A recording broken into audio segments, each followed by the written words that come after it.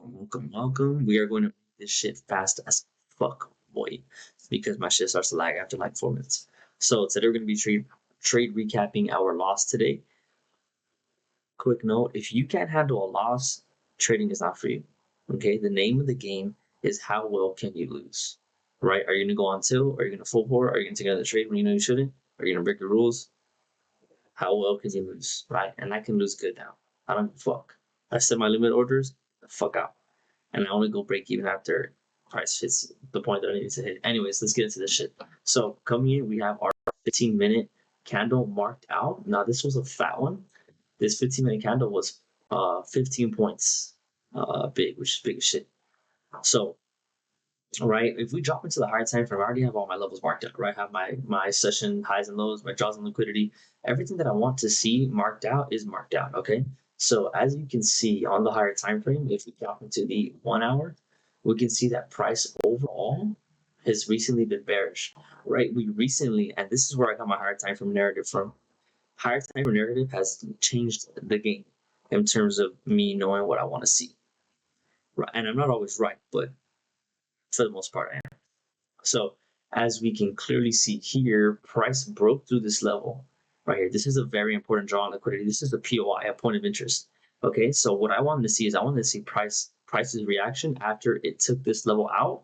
And then after it took that level out, it's going to tell me what price is going to do, right? So that reaction, if it continues to go lower and if it breaks that low that it creates after it sweeps, that's going to show me that it's going to want the next strong draw on liquidity, which is going to be down here, right? These London lows at 65.71 and 65.40.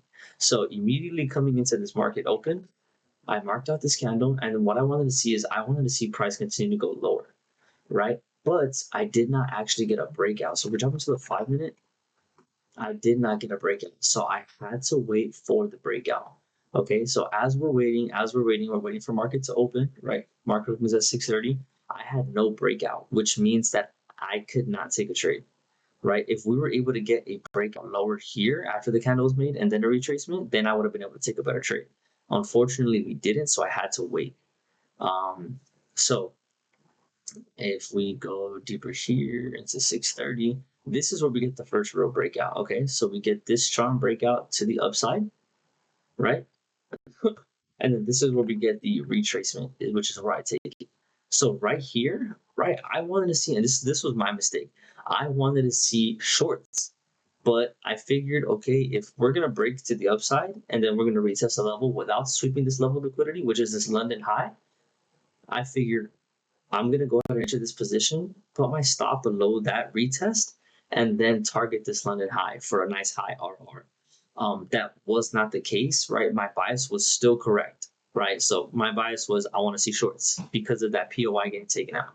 So price ended up coming up, and then stopping me out right there. I got stopped out at this point, and then as you can see, price ended up dumping like a motherfucker. So price took out that London low that I wanted to see get taken out. And my real TP was here at 65.71 if we go back into this higher time frame, which is down here, right? So my RR would have been fucking insane. But this is why you need to stick to your gut, right? I didn't necessarily overthink it, but I did see the break. I saw the retest. I could see price wanting to retrace, taking out that level of liquidity, and then going for lower, right? So I figured I'm going to go with what I'm seeing. I took the break. I took the retest after the break, and I targeted liquidity. Unfortunately, I did get stopped out. It's the name of the fucking game.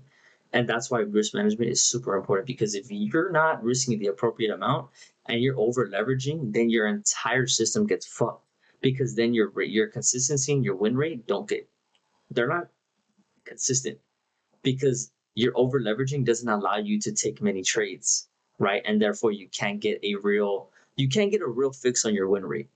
So you need to manage your risk well to give yourself enough trades to where your win rate starts to come out. When you start losing, and then you start winning, when you start targeting those RRs, right, that's what's going to help you alleviate the losses.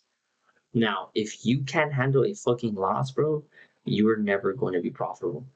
Okay? The point of the losses is for you to see if it was a technical error, a psychological error, or if it's just a loss within your win rate, right? If you have a 65 or 70% win rate and you lost and you followed all your rules, That was part of the 30% that you lose. It's statistics. It's literally just statistics. Okay, you're gonna lose 30% of the time, you're gonna win 70% of the time, or whatever your win rate is. So don't get mad when you followed all your rules. It's the name of the game. You signed up for this. Don't get mad when it starts happening. Okay, so there's that trade recap. I'm happy with this loss. Um, right, and the only thing that I would say that I would do a little bit different is if I have a strong bias, I think what I'm gonna do is I'm gonna stick to that bias, and if price opens up and breaks and retests completely opposite of where I wanted to, then I'm gonna wait and just see if I can get another opportunity to catch the actual move going for lower. Right. So if I can't catch it, I'm just not gonna allow myself to get FOMO, and I'm gonna close my charts and I'm gonna call it a day there. And that's it. It's that simple. Fellas, it's that simple. You do not need to overtrade.